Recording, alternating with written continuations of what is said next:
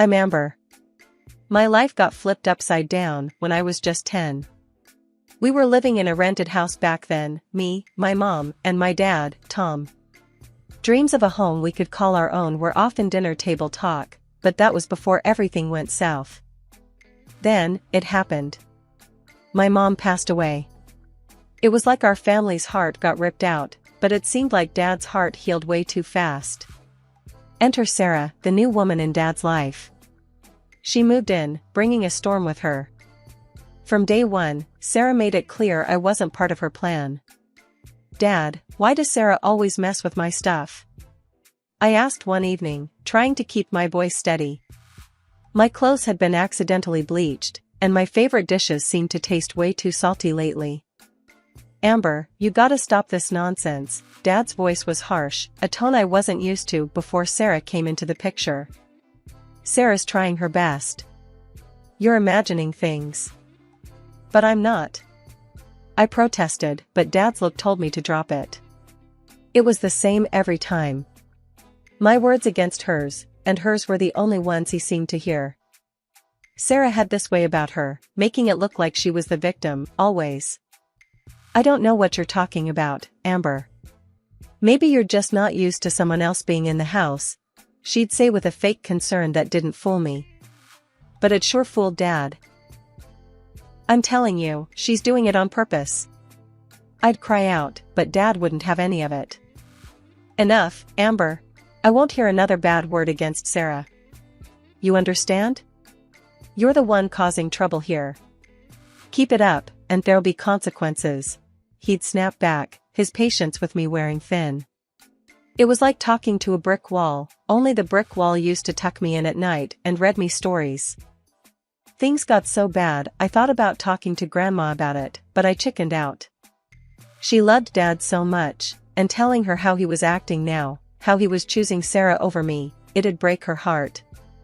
So, I kept it all inside, hoping maybe it'd get better, that Dad would see through Sarah's act. But it never happened. Sarah's little accidents became my daily dread. Clothes ruined, food spoiled, and the smallest of my complaints turned into World War III at home. "Dad, my jeans are ruined, look." I showed him one day, holding up a pair of jeans that looked like they'd had a one-on-one with a bottle of bleach. "Looks like you're not taking care of your things, Amber. Maybe if you were more responsible, these things wouldn't happen."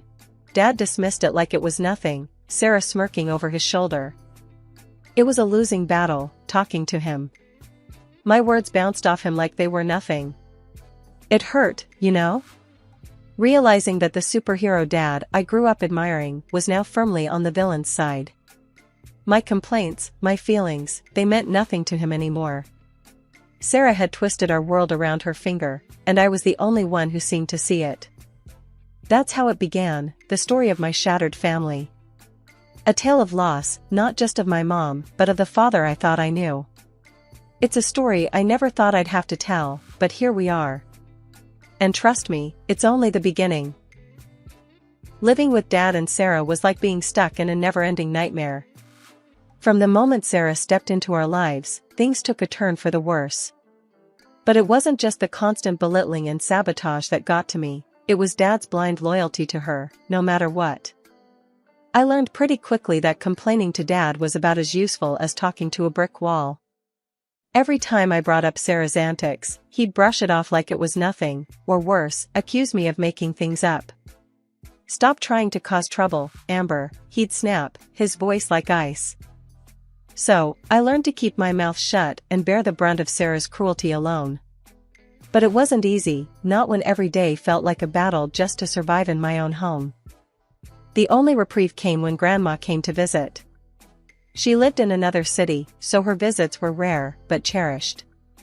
Whenever she was around, Sarah turned into a whole different person. Suddenly, she was all smiles, cooking up a storm and dressing me in the fanciest clothes, like I was some kind of princess. It made my stomach churn, seeing her act all sweet when I knew the truth. "Isn't Sarah just the sweetest thing?" Grandma would coo, her eyes sparkling with affection. I'd force a smile, nodding along even though I felt sick to my stomach.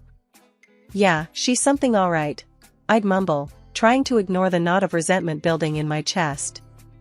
But behind Grandma's back, Sarah was a whole different story. She'd go from sugar sweet to ice cold in the blink of an eye, her words like daggers aimed straight at my heart. And Dad? He was none the wiser, too blinded by Sarah's charms to see the truth. "Here, Tom, I brought some money for Amber," Grandma would say, handing Dad an envelope stuffed with cash. But guess who never saw a penny of it? That's right, yours truly. Dad and Sarah would pocket the money faster than you could say greedy, spending it on themselves, while I scraped by with whatever scraps they threw my way. And Sarah's cruelty only got worse with time. When Dad wasn't looking, she'd lay into me, leaving bruises hidden under long sleeves and forced smiles. I became an expert at covering up the evidence, hiding the marks with clothes and makeup like it was second nature. "Why do you always wear long sleeves, Amber?" Dad asked one day, eyeing me suspiciously over the breakfast table. "Just like the look, Dad," I lied through my teeth, praying he'd buy it. He grunted in response, turning back to his newspaper without another word. But I could feel the weight of his disappointment like a lead balloon in the pit of my stomach.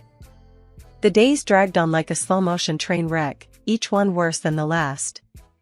Sarah's cruel jabs and Dad's blind eye left me feeling like I was drowning in a sea of despair.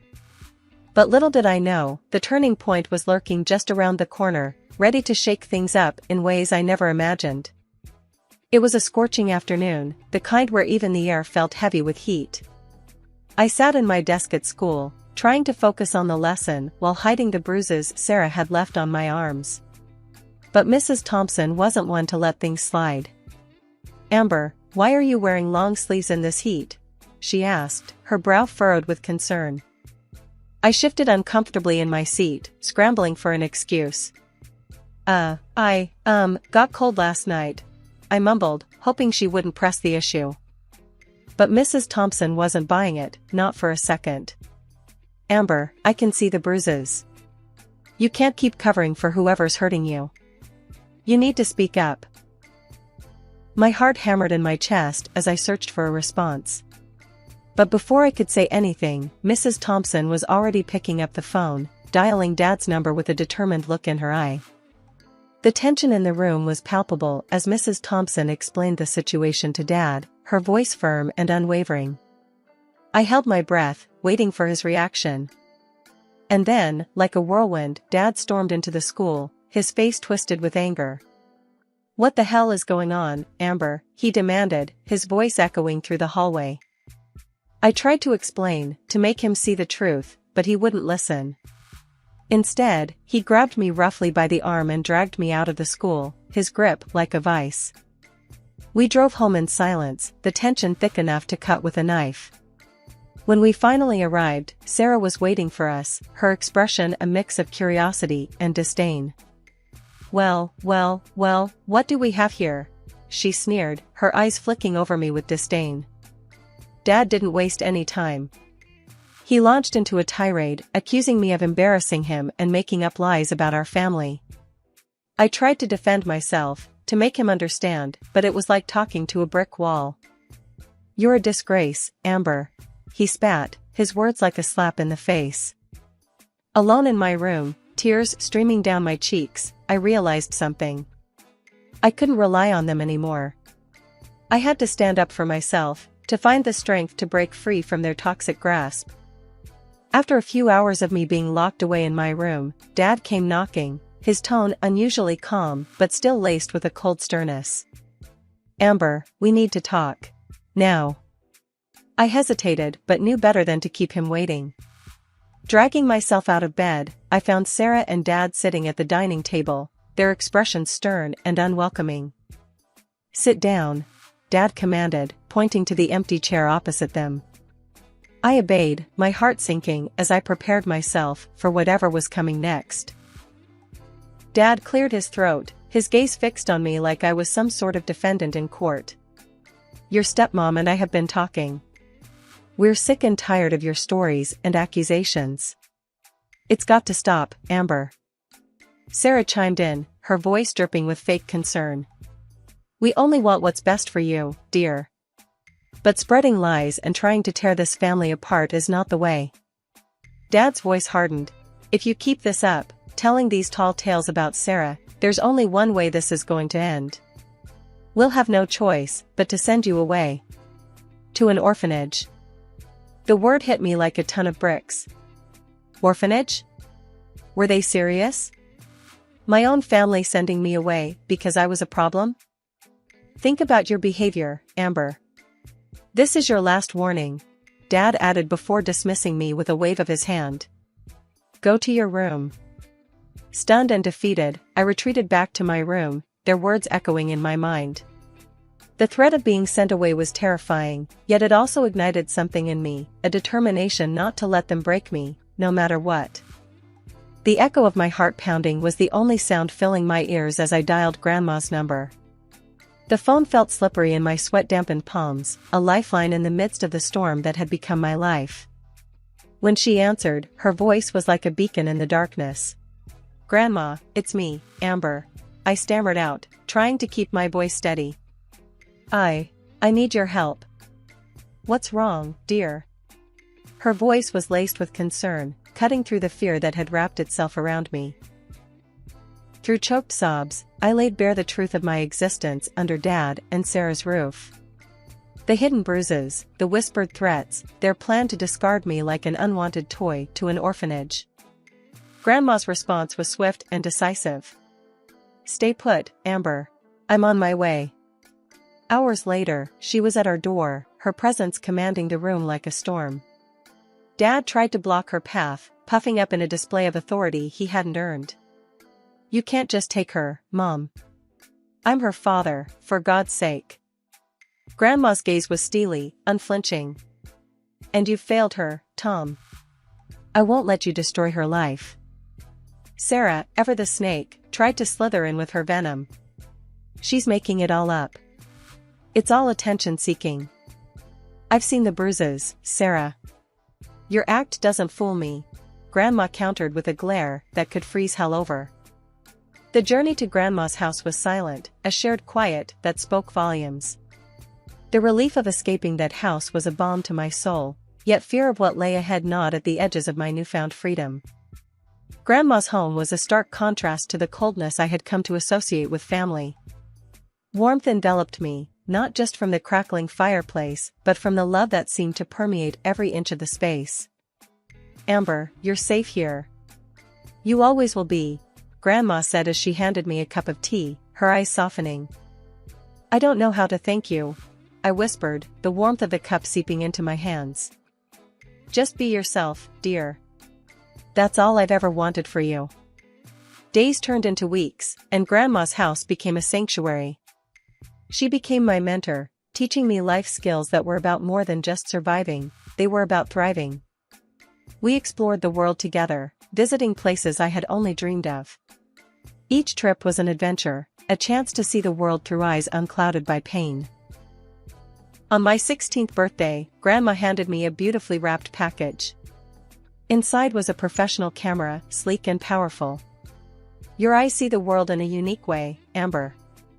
Capture it, share it, live it. Photography wasn't just a hobby, it was a lifeline. It gave me purpose, a sense of identity that I had lost in the shadows of my past. Look at this, Grandma, I'd say, showing her the photos I had taken. Each image was a piece of my soul, a step on the journey of healing. You have a gift, Amber. Never let it go, she'd reply, her pride in me shining brighter than any camera flash. I had spent so long under Grandma's care that I had all but forgotten about the existence of my father and stepmother. They had never bothered to call me, check up on me, or even acknowledge my birthday or holidays. And truth be told, I didn't miss them one bit. Grandma was all I needed, her love and support sustaining me through even the darkest of times. But just when I thought things were finally looking up, fate had other plans in store. It was a crisp autumn morning when Grandma took ill. At first, it seemed like nothing more than a common cold, but as the days wore on, her condition worsened. The once vibrant woman I knew was reduced to a shadow of her former self, her laughter replaced by labored breaths and pain-filled eyes. I did everything I could to help her, fetching medicine, cooking her favorite meals, but it was like trying to hold back the tide with my bare hands. The inevitable was drawing closer with each passing day, and there was nothing I could do to stop it. One evening, as I sat by her bedside, holding her frail hand in mine, she turned to me with a look of sadness in her eyes. "Amber, there's something I need to tell you," she rasped, her voice barely a whisper. I leaned in closer, my heart pounding in my chest. "What is it, Grandma? You can tell me anything." She took a shaky breath, her grip on my hand tightening. "I'm not going to be around much longer, dear. But I want you to know that I'm proud of you. You've grown into such a strong, independent woman, and I know you're going to do great things." Tears welled up in my eyes as I squeezed her hand tighter. "I don't know what I'm going to do without you, Grandma. You've always been there for me, through thick and thin." She smiled weakly, her eyes brimming with love. "You'll always have me in your heart, Amber. And remember, you're never alone as long as you have the memories we've shared." That night, as I lay in bed, listening to the steady rhythm of Grandma's breathing, I couldn't help but feel a sense of loss creeping over me. She had been my anchor in a sea of uncertainty, and now I was adrift once again, left to navigate the stormy waters of life on my own. The loss of Grandma left a gaping void in my heart, a chasm of grief that threatened to swallow me whole. Her absence echoed through the halls of her house, haunting me with memories of happier times. But amidst the sorrow, a sense of determination burned within me like a smoldering ember, urging me to take control of my own destiny. As I stood by Grandma's graveside, surrounded by wilted flowers and tear-stained faces, I couldn't shake the feeling of disbelief that Dad and Sarah had the audacity to show up. Their presence was like salt in an open wound, a painful reminder of the fractured relationship we shared. Sarah's words cut through the somber silence like a knife, her tone dripping with venom as she demanded I vacate Grandma's house. My jaw clenched with anger, but beneath the rage, there was a flicker of amusement. Did they really think they could just waltz in and claim what was rightfully mine? A bitter laugh escaped my lips, drawing puzzled glances from Dad and Sarah. "You two really are something else," I said, my voice laced with sarcasm. "You think you can just kick me out of Grandma's house and take everything for yourselves?" Dad's eyes narrowed, his fists clenching at his sides. "It's not like that, Amber. We just want what's best for you." "What's best for me?" I scoffed, incredulous. "You mean what's best for you?" Sarah's face twisted with indignation, but before she could retort, I delivered the final blow. "You know what's funny? Grandma saw right through you too. That's why she left the house and $500,000 to me." But the drama didn't end there. Dad's initial shock turned to joy. He began shouting about how, as my guardian, he would control my inheritance. Sarah's eyes gleamed with anticipation as she talked about how they'd spend my money. I couldn't help but laugh at their ignorance. "You two really are clueless," I said, shaking my head. "You think you can control me? Well, guess what? I turned 18 a month ago. I'm in charge now, and you're not getting a penny." The color drained from their faces as the reality of their situation dawned on them. Dad's attempts to regain control were feeble at best, his protests falling on deaf ears as I stood my ground. "You can't do this to us, Amber," Dad pleaded, his voice tinged with desperation. I met his gaze with steely resolve. "I'm not doing anything to you, Dad. You did this to yourselves." And with that, I showed them the door, cutting ties with them once and for all. As they slunk away, defeated, I felt a sense of liberation wash over me. For the first time in my life, I was truly free, free from their manipulation, free from their cruelty, free to live my life on my own terms. The house felt empty, but it was a good kind of emptiness, like a blank canvas ready for a new painting. I knew I had a lot of work ahead of me, but for the first time, I felt like I was truly in control of my life. I decided to start fresh, to renovate the house and make it my own. The first order of business was to clear out all the old furniture and repaint the walls. I called up a friend, Jamie, who was handy with renovations. Hey, Jamie, you busy this weekend? I asked when she picked up the phone. Depends, what's up? Jamie replied, her interest piqued. I'm redoing the house. Need some help painting and moving stuff. Plus, I could really use the company, I said, hoping she'd say yes. You had me at redoing the house. I'm in. Need to escape my own chaos here, Jamie said with a laugh. Jamie came over the next day, armed with paintbrushes, rollers, and a playlist that could keep us motivated for hours. We started in the living room, deciding on a bright, cheerful color to replace the dull beige that had been there for years. As we painted, Jamie turned to me, a mischievous glint in her eye. So, this house is all yours now, huh? Planning any wild parties? I laughed, dipping my roller back into the paint. Wild parties? With my two friends? Please, we'd be asleep by 10. Speak for yourself.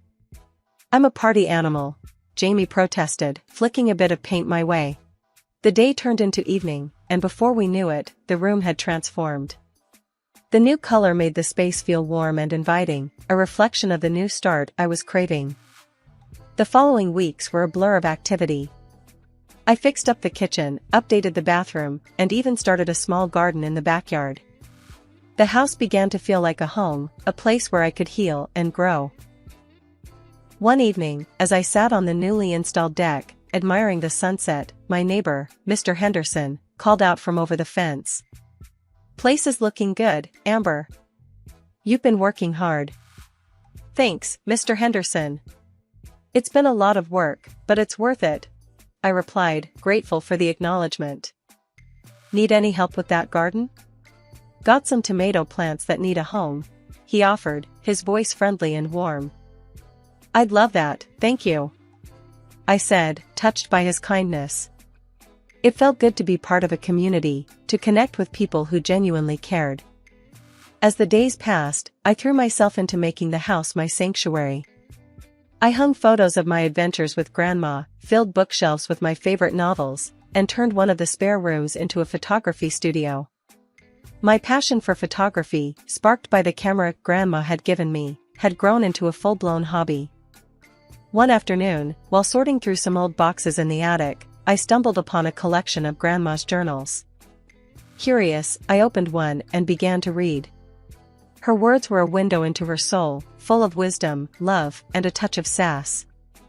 I realized then that, even in her absence, Grandma was still guiding me, still a part of my journey. It's been a whole decade since I've turned the page on what was a pretty rocky chapter of my life.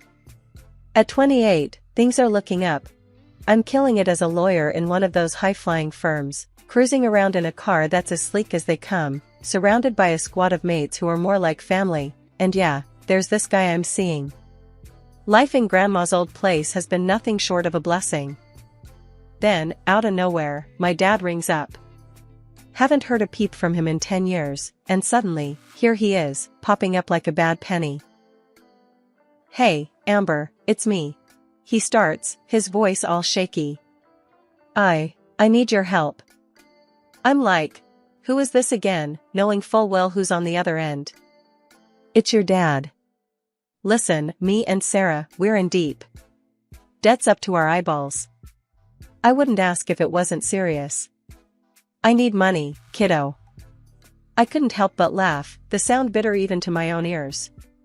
My dad, you say? Funny, I don't recall having a father. Especially not one who'd dump his kid and then show up a decade later with his hand out. He tries to cut in, but I'm not having any of it. No, you listen. You remember how you and your wife treated me? Threw me out like I was nothing when Grandma passed? You made your bed. Now, you get to lie in it. There's a desperate edge to his voice now. Please, I'm begging you. We got nowhere else to turn. That hit a nerve, not gonna lie. For a split second, I almost felt sorry for him. Almost. But then I remembered all the nights I spent in that house, feeling like an outsider. The memory of their faces when they found out Grandma left everything to me, not a shred of concern for me, just greed. So, I laid it down for him, clear as day. Not my circus, not my monkeys. You were never there for me when I needed you. Now, you want my help? Forget it. I won't give you a cent. And with that, I hung up, the finality of the click echoing through the silent room. It was harsh, maybe, but so were the lessons I learned growing up. Life taught me you can't expect to harvest where you haven't sown. So, I picked myself up, went out to meet my boyfriend and friends for dinner, and didn't look back. Life's too short for regrets, especially about people who only remember you exist when they need something.